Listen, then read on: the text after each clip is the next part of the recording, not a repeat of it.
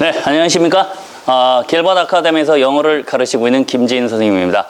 오늘 같이 보실 응용어법 두 가지는요. 먼저 고3 응용어법 두 문제, 다음 고2 응용어법 두 문제입니다. 먼저 그래서 저희는 설정을 고3 2등급 그리고 고2 2등급에 맞춰서 한번 설정을 해서 설명을 드리도록 하겠습니다.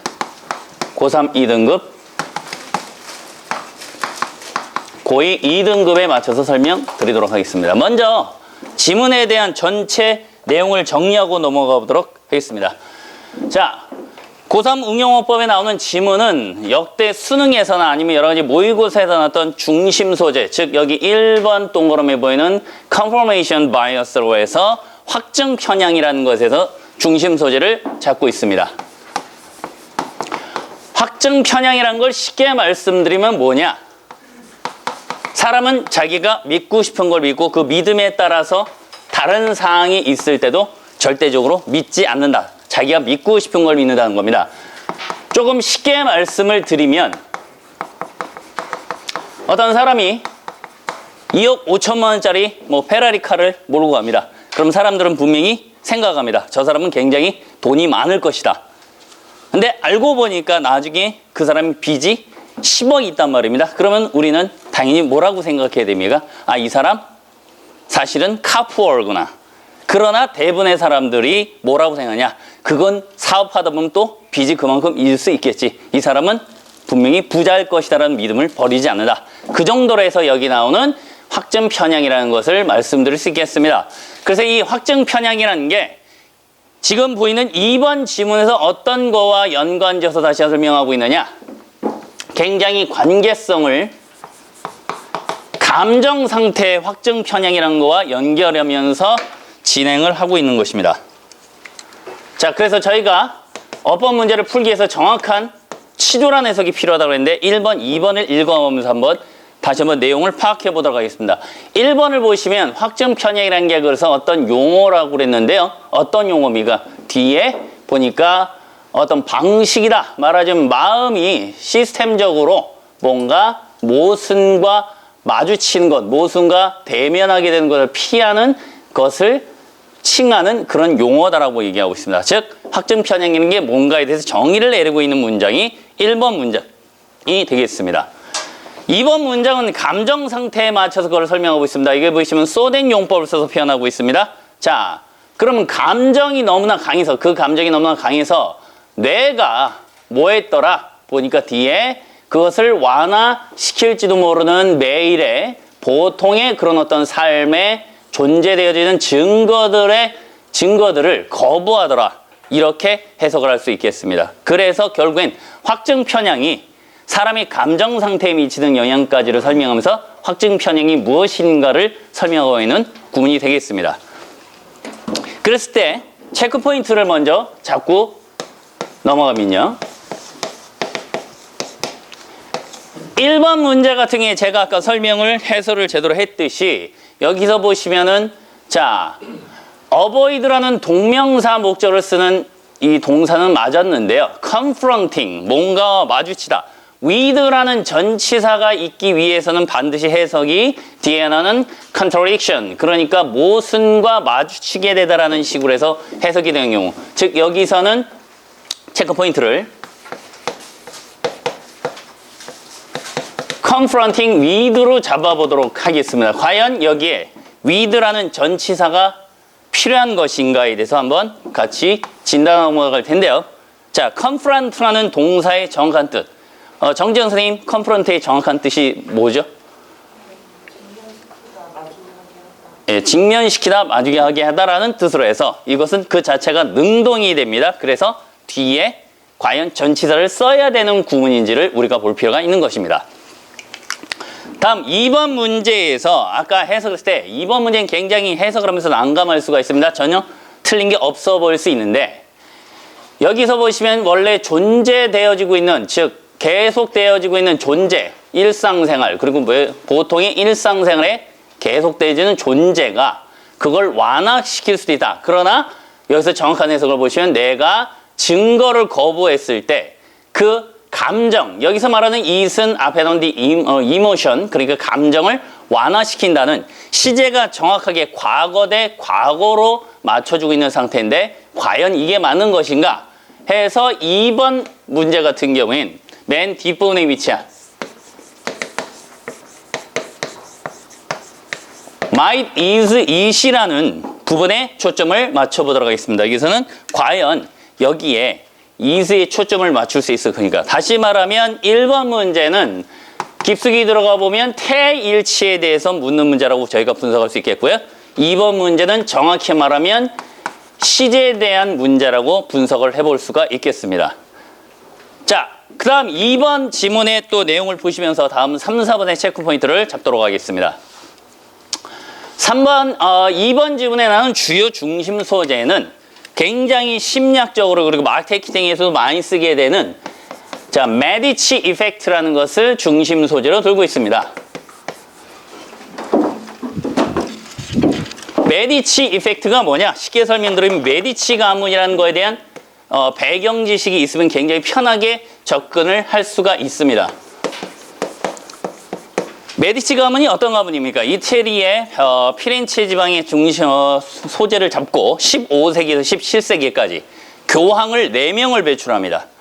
그때 당시 교황의 힘은 어마무시하게 크다는 걸 알 수 있을 텐데 교황에게 빚을 내주는 대출까지 해줄 수 있는 정도의 지금으로 따지면 한 만수르 집안 정도 될까요? 예, 지금 자산으로 따졌을 때 추산해보면 대략 50조에서 100조 정도의 자산을 가지고 있었다고 추정되는 가문입니다. 그런 가문이 가지고 있는 효과, 그 효과를 역시나 이 지문에서는 3번 지문과 4번 지문을 통해서 좀 더 구체적으로 설명을 해주고 있는데요. 3번 지문 같은 경우는 해석이 어떻게 되느냐?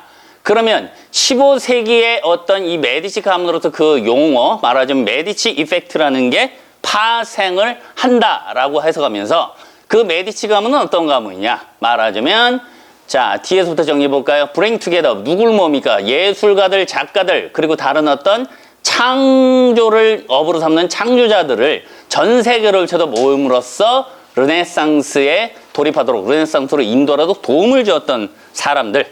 굉장히 돈이 많죠. 이건 뭐냐면 굉장히 긍정적인 측면. 사람이 돈이 어마무시하게 많으면 예를 들어서 제게 재산이 한 100조, 200조가 있다면 먹고 사는데 아무런 지장이 없다면 긍정적으로 이걸 풀어보자면 저는 뭔가 인류에 공헌을 하고 싶어지겠죠. 제가 가진 재산을 가지고요. 메디치 가문도 대략 2, 3세기에 걸쳐서 그 작업을 시행했고 저희가 세계사 시간에 배웠다시피 르네상스를 이끄는데 굉장히 중요한 역할을 했다는 것을 여기서 보여주고 있습니다. 그랬을 때 이 메디치 이펙트를 어디에 연결을 시킬 거냐? 4번 지문에서 연결하고 있는 건 결국은 어디서에 있어서 자, 사업에 있어서 그래서 요한슨이라는 사람이 뭘 추천하느냐? 정리해 보도록 하겠습니다. 말하자면 이 솔루션스 뭔가 해결책들 그다음 퍼스펙티브에서 관점들 그다음에 사업에 있어서의 혁신들 가장 좋은 가능한 그런 것들을 일으키기 위해서 스태핑이라는 거에 주의를 해야 되는데 스태핑은 여기서 동명사로 쓰이면서 인력 배치를 하는 데 있어서 뭔가 배경이라든가 경험들이라든가 전문성의 혼합체를 활용하는 것을 추천한다는 식으로 해서 자, 이 메디치 이펙트를 어디와 연결지어서 설명하고 있습니까? 자, 사업에 있어서 이 메디치 이펙트라는 효과를 어떻게 쓸 것인가를 추천하고 있는 그런 글의 내용이라고 보시면 되겠습니다. 그랬을 때 다시 한번 이제 3번 지문, 4번 지문의 체크 포인트를 잡고 넘어가도록 하겠습니다. 3번 지문입니다. 아까 제가 분명히 해석을 할 때 요 앞부분에서 그 용어가 파생한다고 했습니다. derive라는 표현이 굉장히 여기서 좀 해석을 잘해야 되는 분이 하는데요. 자, 최진 선생님, derive의 정확한 뜻이 뭔가요? 파생하다, 유래하다. 예, 파생하다, 유래하다라는 뜻이 있습니다만 derive는 여기선 타동사로 쓰여서 세 번째 체크 포인트 보면 derive from이라고 했을 때 과연 이 자리에 목적어는 어디 있는 것인가라는 걸 한번 체크 포인트로 잡도록 하겠습니다. 즉 3번 문제에 우리가 일치 문제를 봐야 되는 부분은 역시나 태일치가 되겠죠. 자, 다음 4번 문제를 보시면 아까 제가 해석을 할 때 분명히 추천을 한다 했을 때 요 부분이 사실 저도 굉장히 난감이 있습니다. 굉장히 기억을 더듬어 봤어야 했는데 과연 recommend 뒤에 to utilize로 해서 to 부정사를 목적으로 쓰는 것이 맞는 것인가 해서 4번 문제 체크 포인트는 자, recommend라는 동사 뒤에 과연 목적어를 길게 써야 될 때 지금 보이는 것처럼 to 부정사를 활용해서 써야 될 것인가가 포인트가 되겠습니다. 자, 이 체크 포인트에서 뭔가 다른 이견이나 질문 있는 분 질문해 주시기 바랍니다. 자, 없으시면 3분 이용해서 이제 다시 한번 설명을 해보도록 하겠습니다.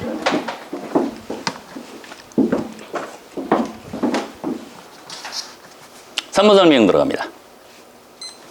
자, 1번 문제에서 confront는 뒤에 직접적으로 목적어를 쓰는 동사입니다. 그래서 with라는 전치사가 들어가게 되면 이건 confront가 자동사라는 얘기가 돼버렸더니 일치가 되지 않겠죠? 그래서 confronting 다음에 with가 있게 될 때 with라는 전치사를 제거하고 뒤에 직접 나오게 되는 contradiction을 목적으로 써주면 정답이 되는 것입니다.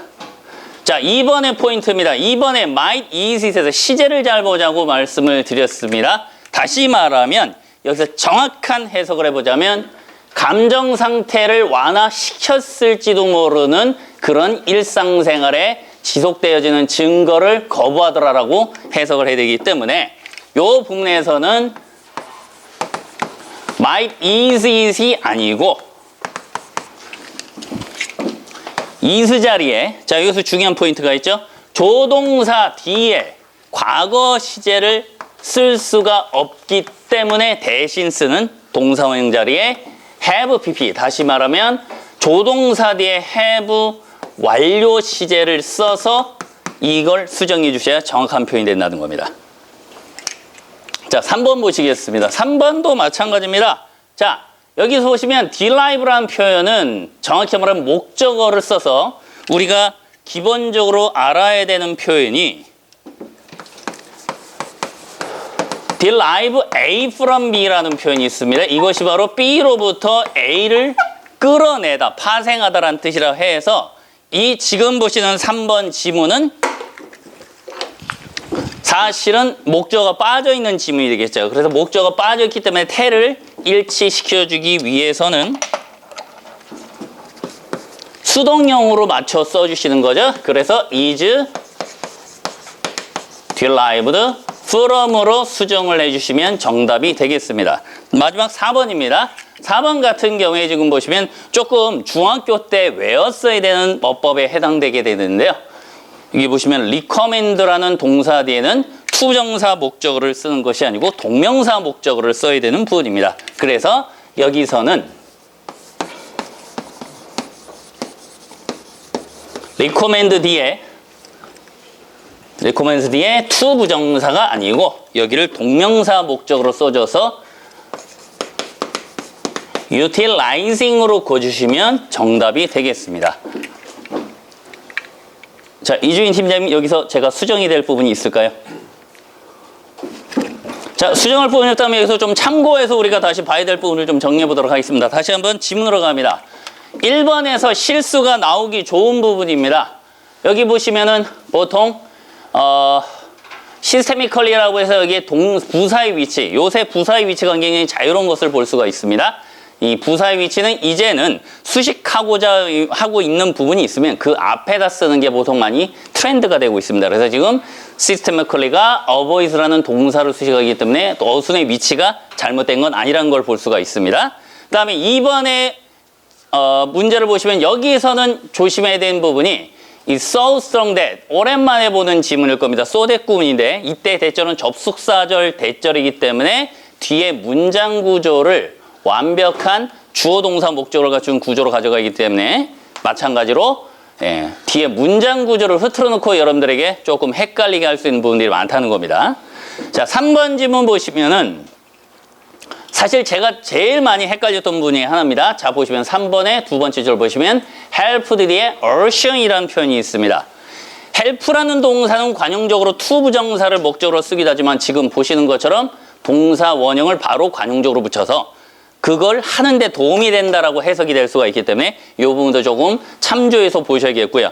어셔라는 어셔라는 명사 뜻을 원래 동사 뜻이 없다고 기억하시는 분은 여기서는 뭔가를 인도해낸다는 뜻으로 쓰이는 어셔인을 따로 좀 챙겨두시는 게 좋겠습니다. 마지막 4번입니다. 4번 같은 경우에 좀 조심해야 되는 게 아까 말씀드렸던 인스태핑. 스텝을 보통 명사로만 외워서 무슨 스텝진들, 운영진들, 그다음에 일하는 사람들이라고 외운 사람들은 여기 나오는 인스태핑에서 전치사 뒤에 동명사 목적을 쓰는 것을 이해를 좀 잘 못하신 분들이 있을 겁니다. 스텝은 여기서는 인력을 배치한다, 사람을 쓴다는 식으로 쓰이는 동사로 활용이 되고 있는 걸 볼 수가 있습니다. 자, 그래서 이제 각 문항별로 한번 빈도수와 난이도를 좀 살펴보도록 하겠습니다. 1번 같은 경우에 목적어 뒤에 전치사를 쓸까 말까를 물어보는 빈도수는 사실 고3 어법 정도 되면 그렇게 많이 나오진 않는 것으로 봅니다. 그래서 빈도수는 5분의 2인데 의외로 난이도는 이 confront라는 동사 뜻을 정확하게 알지 못하는 학생들에게 틀리기가 좋기 때문에 난이도는 5분의 3 정도로 설정을 하도록 하겠습니다. 두 번째입니다. 2번 might is it 해서 해석상으로 문제가 없어 보이는 시제 문제입니다. 시제 문제는 특히나 조동사 뒤에 have pp를 쓰냐 마느냐는 그렇게 많이 나오진 않아서 빈도수는 5분의 2지만 반대로 말하면 정확한 해석이 이루어져지면 굉장히 답을 찾아내기가 어렵습니다. 그래서 빈도수는 난이도는 5분의 4 정도로 설정하도록 하겠습니다. 3번입니다. 3번 같은 경우에 derive라는 뜻은 원래 타동사라는 걸 외웠다면 굉장히 쉽게 풀 수 있는 문제긴 하지만 굉장히 태에 대한 문제는 많이 나옵니다. 그래서 빈도수는 5분의 4로 설정을 하고요. 난이도는 역시나 5분의 3 정도로 설정하도록 하겠습니다. 마지막 4번 문제입니다. 자, recommend 뒤에 동명사 목적어를 써야 된다. 고등학교 어법에는 그렇게 많이 나오지는 않습니다만 역시나 이 사항 자체가 중학교 때 반드시 외워놨어야 되는 문법사항이 들어가기 때문에 난이도는 5분의 3 정도로 설정을 해보도록 하겠습니다. 자, 추가적으로 질문 있거나 하는 선생님들 질문 받겠습니다. 수고하셨어요.